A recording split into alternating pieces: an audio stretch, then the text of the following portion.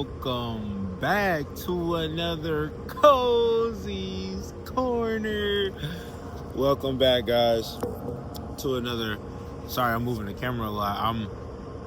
Look, man, I'm out here recording on the fly because I'm really at work. This is my lunch break, but I'd rather use this time to create and sacrifice my scrolling and watching TV shows time and feel fulfilled when I go to bed tonight. So we out here, man. I got this beautiful view out here, man. This is what I just been basking in and being grateful.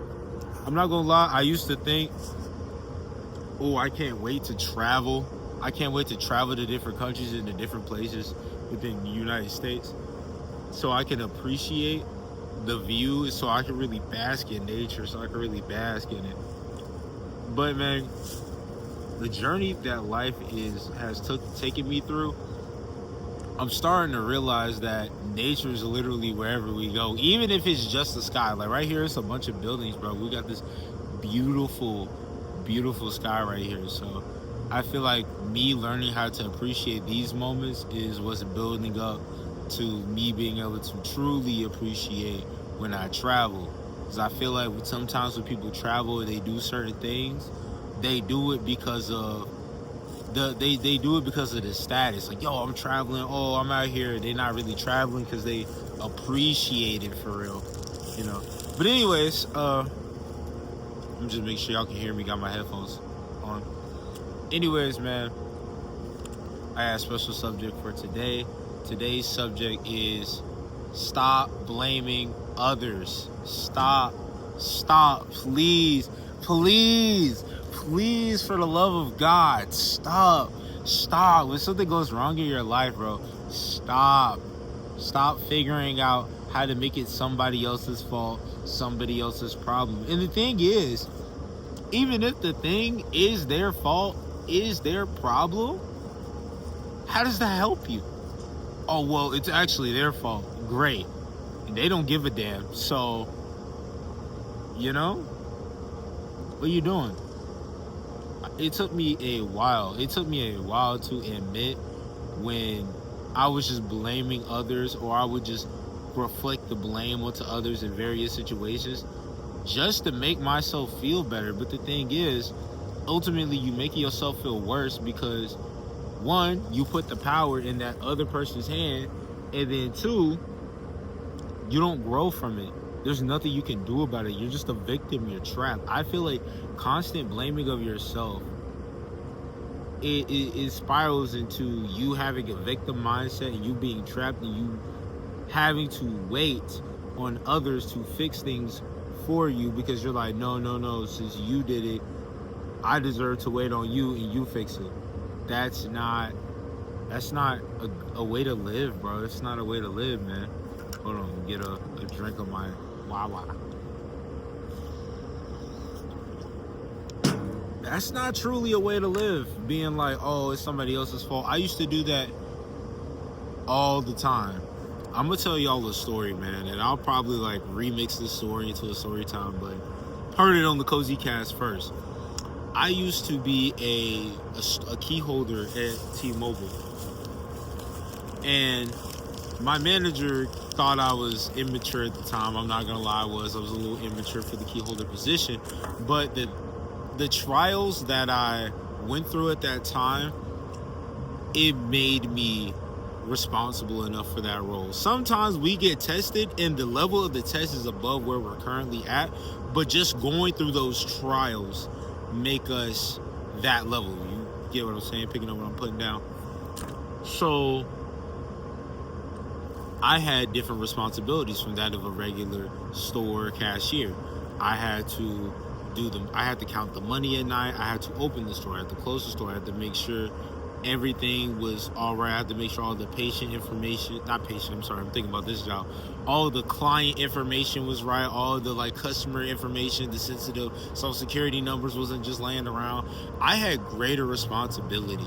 So it was an adjustment period because I would just go in, play music, dance, have fun, and then leave. But things started changing. I had responsibilities. I had to count the money every night. I had to count the money. And the thing is, I was okay with that, but I was a little loose with my sense of responsibility. So there was another guy. No. How am I gonna tell this? So basically, after like I would say I was key holder for like 5 months or whatever, somebody had started stealing out of the store. Like, the funds was starting to get low, the register was starting to not match at night, and my manager started to get concerned about it, because we used to like pitch in money to like put it back up to par. Like, oh, $20 under, okay, Sam, you get 5. Yo, bro, you get 5, sis, you get 5, I get 5. Okay, we match it. But over time, it started to be like too much. 50, 100, 50, 20. Over time, it's $1,000 missing out the drawer. It's $1,000. So one day, my manager calls me on my off day, and I sit in the car, and she's like, "It's not looking good for you." And I'm like, "What do you mean it's not looking good for me?" And she's just like, "This whole like stealing situation is not, you need to come up and be honest." And I said, "Be honest? I had a $6 paycheck. I know, I get it based off of how much, because my commissions wasn't looking great at the time. I said, I get with how much I'm making that you think I should be stealing, but I'm a more honest person than that." She showed me the chart. She said, "That's not what it looks like." Come to figure out, all the nights of which I worked were starting to show that money was missing on my night. Surprise to me, but then I narrowed it down. Come to find out, somebody that I worked with, this dude named, I ain't gonna air him out. Actually, screw you. This dude named Willie, this nigga Willie, bro, he stole from the register. Like, basically, I would count the drawer, or he would volunteer to count the drawer. At first, he would volunteer to always count it, but after the manager started cracking down, I was like, nah, I'm gonna count it. So what he would do is, he would wait until I was gone and take the money from behind my back. Now, eventually, I'll tell the full story some other time, all the funny details, but just to get the lesson out of it, eventually, the cops were able to get off my tail and catch him. But I almost lost my job. I had always looked at it as, I almost lost my job because he wanted to steal from me. Like, wow, like, why would you do that to me? And for years, man, I look back and I was like, yeah, man, screw that dude. Like, I blame him. But looking back at it now, I'm like, where's blaming him gonna get me? What can I learn from that lesson? I needed to be more responsible. I wasn't being fully responsible with my duties. The thing is, I was supposed to count the drawer. The money was supposed to be in my hand at all times until it was in the lockbox. And I was supposed to run all the reports. But I let him do that job because I wasn't responsible enough, and I was being kind of lazy. I was like, oh, I'll just sweep and mop. The thing is, if I wanted to sweep and mop, I could have stayed a regular guy. I shouldn't have been a key holder. I shouldn't have accepted that responsibility. I wasn't getting paid extra to do that. But at the end, it's those excuses that stop you from moving up. Because maybe if I was a key holder behaving like a key holder, maybe I would have got a raise. That's a different talk for another time. But what I'm saying is, guys, I couldn't blame Willie for that situation. I couldn't blame him for that. I couldn't. Because the thing is, I let him do it. If I would have just been a tad bit more responsible, if I would have just held the money on me, counted it and held it on me, and put it in the safe, he would have never had an opportunity. Had he gone and stole, it would have been on his own terms. He would have got caught quicker, or it would have been under somebody else's name. So the fact that I almost got terminated. I almost got terminated and arrested. And for years, I was like, man, that's crazy that he did that to me.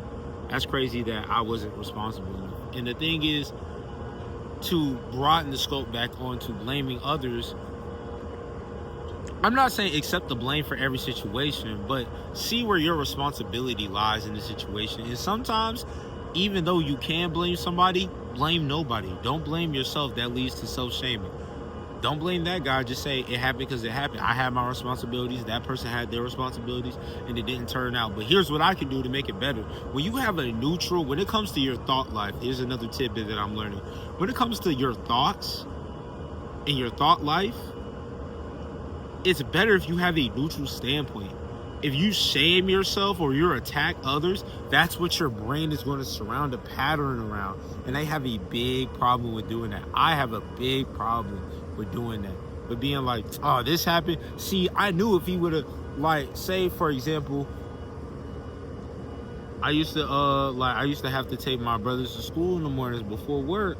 The thing is, I get to the house, nobody dressed, you know? And I'm late to work, and I'm like, man, if they had been dressed, I would have been late.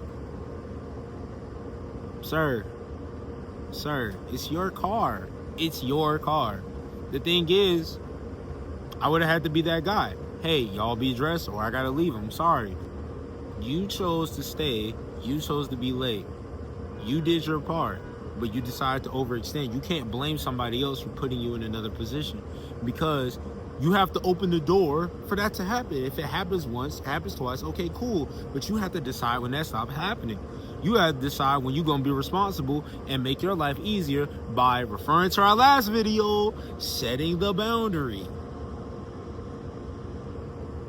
So now that I have a boundary within my life, I'm not late to work because of others no more. I'm not stressed out because of others. I don't bite off more than I can chew. Because when I bite off more than I can chew, I schedule too many things in the day. Oh, he asked me to take him to the grocery store. She asked me to get her some clothes. He asked me to go watch his dog or whatever. And I schedule too many things in the day, and I don't got time to do what I want to do. Man, all these people needing stuff from me. Are they needing stuff from me? You said yes. So guys, please, this is just a little talk, a little rant, a little lesson, a little Cozy's Corner on... I ain't do the intro. Welcome to Cozy's Corner. Welcome to the Cozy's Corner, where we are grateful for the present moment, and that is the cure to depression and anxiety. But yeah, so think about how you can blame others in your life less, and you could take more responsibility, therefore solving the problem in your own way and bringing yourself peace, because this is all about bringing yourself peace. When you blame others, this is what you're doing. You take your peace and you give it to them. That's what you do. You take your peace and you go, here, now it's up to you. Now it's up to you. They don't care. Others don't care about your peace as much as you do, and they're never gonna care as much about your peace as you do. So please, please, please, please, own your peace. Take care of your responsibilities, set your boundaries, and also drink your water. That's been it for this Cozy's Corner. I love y'all. Optimism over all odds. In other words, ooh, wow. Catch y'all later, bro.